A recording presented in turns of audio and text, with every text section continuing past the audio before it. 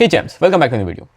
आज की वीडियो बहुत ज़्यादा इंपॉर्टेंट होने वाली है उन सभी बच्चों के लिए जो इस पॉइंट ऑफ टाइम में बहुत ज़्यादा ओवरथिंक कर रहे हैं, ये सोच के कि क्या भैया जो नीट 26 का पेपर है वो नीट 25 से भी हार्ड आ जाएगा, क्या भैया पेपर बहुत ज़्यादा ईजी आ जाएगा, उस हिसाब से तो कट ऑफ बहुत ज़्यादा ऊपर चली जाएगी।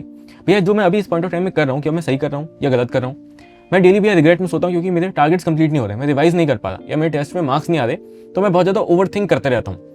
मैं जब पढ़ रहा होता हूँ तो भी मैं बीच में ओवरथिंक करता हूँ। तो इन सारे प्रॉब्लम्स में से अगर आप किसी भी प्रॉब्लम को फेस कर रहे हो तो इस वीडियो के थ्रू मैं ये कोशिश कर रहा हूँ कि आपके इनमें से किसी भी प्रॉब्लम को मैं थोड़ा सा कम कर पाऊँ, आपका प्रेशर जो इस पॉइंट ऑफ टाइम में क्रिएट हो रहा है आपके ऊपर उसको कम कर पाऊँ, ताकि आप अपने फोकस को सही डायरेक्शन में लगा पाओ और पढ़ने में ध्यान दे पाओ। और इसको समझाने के लिए मैं सबसे पहले आपके साथ डिस्कस करूंगा कि नीट 26 का पेपर का जो टफनेस है वो क्या हो सकता है, उस हिसाब से कट ऑफ कैसी हो सकती है, जो ओवरथिंकिंग वाली प्रॉब्लम है उसको कैसे कम किया जाए, और एक ओवरऑल स्ट्रैटेजी क्या होनी चाहिए इस एंड के मंथ में ताकि आप सही डायरेक्शन में फोकस कर पाओ। और मैंने क्या किया था इस एंड के टाइम में जब मैं भी ओवरथिंक वाली सिचुएशन में आ गया था कि जो मेरे को लगता था उस समय कि मैं सही कर रहा हूँ नहीं कर रहा, तो उस समय मैंने अपने आप को कैसे संभाला था ये मैं आपको इस वीडियो से बताने वाला हूँ।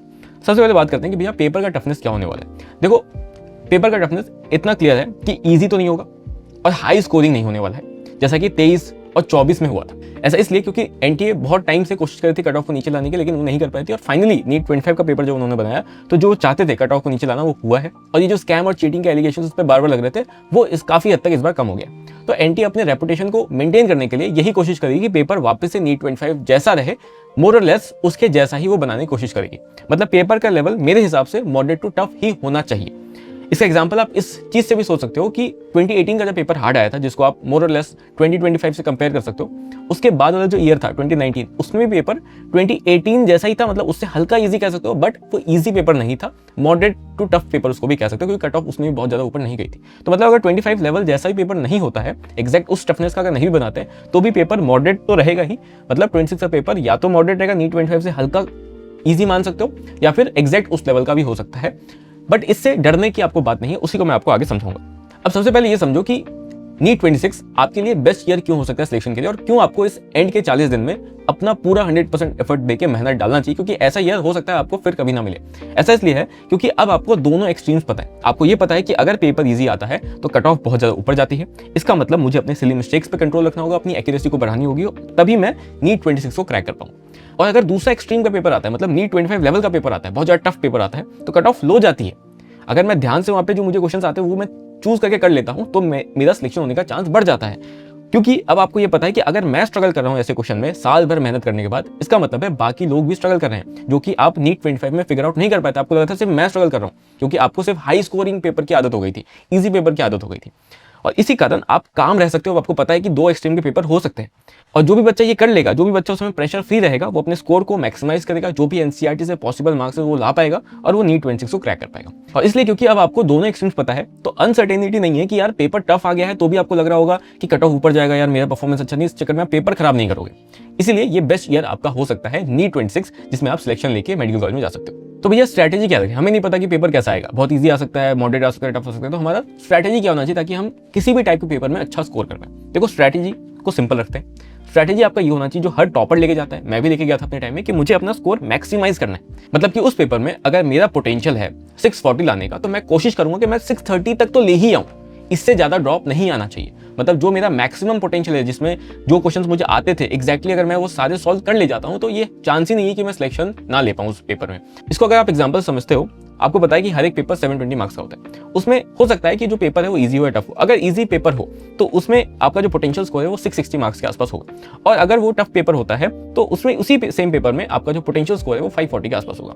अगर आप उसमें सिली मिस्टेक्स नहीं करते हो, आप प्रेशर में नहीं आते हो, तो आपका मार्क्स जो है इतना ड्रॉप नहीं होगा। मतलब 660 से 600 तक नहीं जाएगा, 540 से 500 तक नहीं जाएगा, आप इसके बीच में कहीं लाई करोगे। अगर आप वो कर ले जाते हो तो आप सिलेक्ट हो जाओगे। मतलब अगर ये जो 660 वाला पेपर है, जिसमें आपका 100% पोटेंशियल जो है, अगर आप 100% एफर्ट देते हो तो आप 660 मार्क्स ला पाते हो, उसका जो कट ऑफ स्कोर है वो 640 है।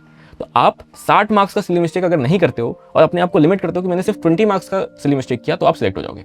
तो आपको ये कोशिश करनी है कि मैं सिली मिस्टेक्स कम करूं अगर इजी पेपर आए।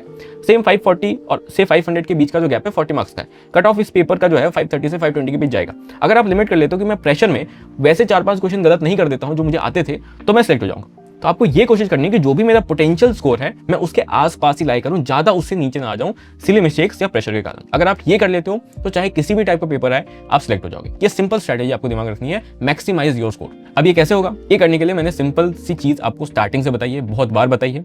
ठीक है, क्योंकि यही गलती मैंने करी थी। मुझे नहीं पता था कि अपने स्कोर को मैक्सिमाइज कैसे किया जाता है इन एंड के मंथ्स में। तो मैंने आपको रिविजन प्लानर भी दिया, उसमें यही बताया कि आपको एक ही चीज़ करनी है बार बार, वो है रिविजन।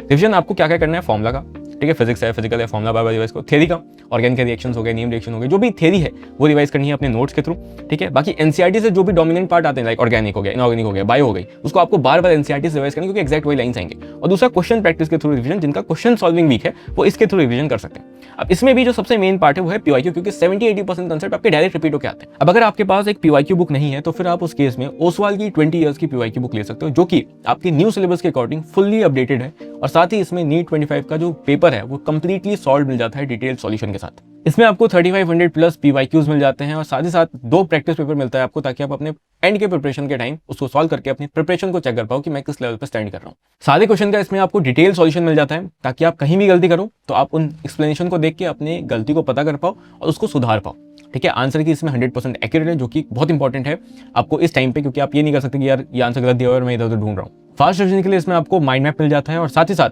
बहुत सारे एग्जांपल्स को याद करने के लिए आपको जब ट्रिक चाहिए होती है तो उसके लिए इसमें बहुत सारे निमोनिक्स भी आपको मिल जाते हैं, जिसके थ्रू आप चीज़ों को याद रख पाओगे।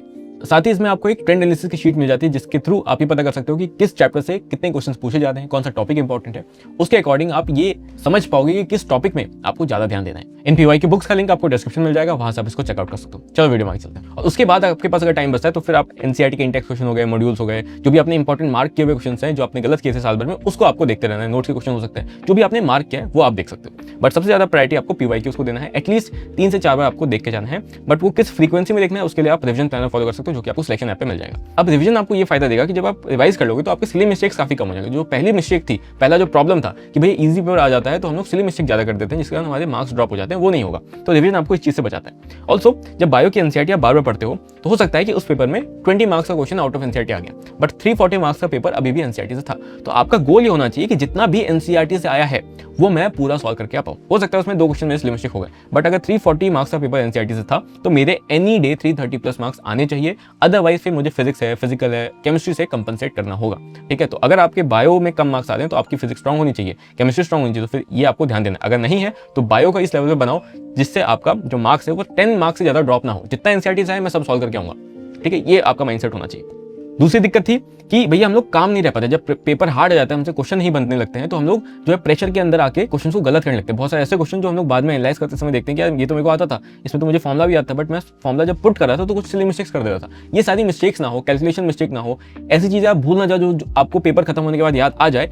ऐसी गलती अगर नहीं करनी है आपको, तो आपको पेपर में पूरे पेपर के दौरान आपको काम रहना होगा, आपके ऊपर प्रेशर नहीं होना चाहिए बिल्कुल भी। और इसके लिए 2 round of paper attempting strategy best होती है, जिसके ऊपर मैं आपको नेक्स्ट वीडियो में बताऊंगा अच्छे से एक्सप्लेन करके कैसे आपको इसको यूज करना है। इसी को आपको लास्ट के मंथ में प्रैक्टिस करना है और सेम आपको नीट 26 में भी अप्लाई करना है। अब बात करते हैं कि कट ऑफ क्या रहेगा। देखो मैंने बताया कि पेपर जो है नीट 25 का लेवल भी हो सकता है या फिर उससे ईजी भी हो सकता है। अगर पेपर नीट 25 लेवल का एग्जैक्ट आ जाता है सेम टफनेस का, तो भी कट ऑफ सेम नहीं जाएगा।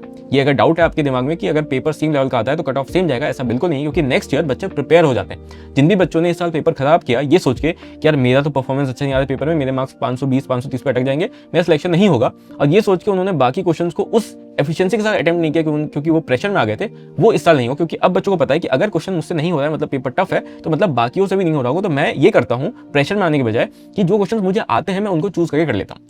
इस चीज की अवेयरनेस बच्चों में बढ़ गई, क्योंकि अब वो स्टार्टिंग से ऐसे पेपर की प्रैक्टिस कर रहे हैं, सारे कोचिंग्स करा रहे हैं, हमने भी कराया सिलेक्शन ऐप पे। दूसरा, उन्हें अब ये भी पता है कि 2 एक्सचेंज के पेपर हो सकते हैं। बहुत इजी पेपर हो सकता है 23, 24 जैसा, तो उसमें कट ऑफ ऊपर जाएगा, उसमें हमें अपने सिली मिस्टेक्स पे कंट्रोल रखना है। और पेपर नीट 25 जैसा भी आ सकता है। तो अब बच्चे दोनों टाइप के पेपर्स के लिए रेडी हैं।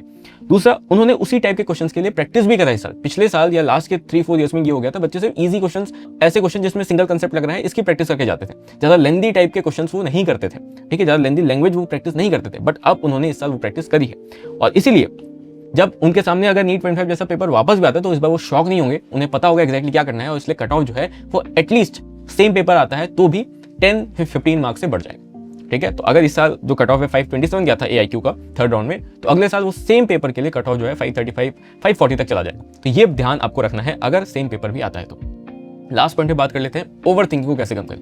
ये दिक्कत मेरे साथ भी बहुत ज्यादा थी। ये सॉल्व तब हो पाई जब मैंने अपने आप को बिजी बहुत ज्यादा रखना स्टार्ट कर दिया। ओवर थिंकिंग में ये दिक्कत होने लगती है कि आप पढ़ते रहते हो, बीच में ही आपके दिमाग में कुछ चलने लगेगा, यार मेरे को लग रहा है पेपर बहुत टफ हो जाएगा, या मुझे लग रहा है मेरा भी 4-5 चैप्टर छूटा हुआ है, कुछ भी ऐसा थॉट आएगा जिसके कारण आपका पढ़ाई जो है ना उस समय रुक जाता है। ठीक है, आपको पता नहीं चलता कि कब मेरे 15-20 मिनट गायब हो गए इस ओवर थिंकिंग के चक्कर में। आप उसको सोच भी रहे होते हो, इस प्रॉब्लम के बारे में आप सॉल्यूशन भी दे रहे होते हो अपने आप को कि ये प्रॉब्लम है, इसको मैं सॉल्व करूंगा, लेकिन आप कर कुछ नहीं रहे होते हो। यही दिक्कत है ओवर थिंकिंग की। इसी को रोकने के लिए मैंने अपने आप को समझाया कि क्या जो मैं प्रॉब्लम सोच रहा हूँ सोचने से वो सही हो जाएगी? बिल्कुल नहीं।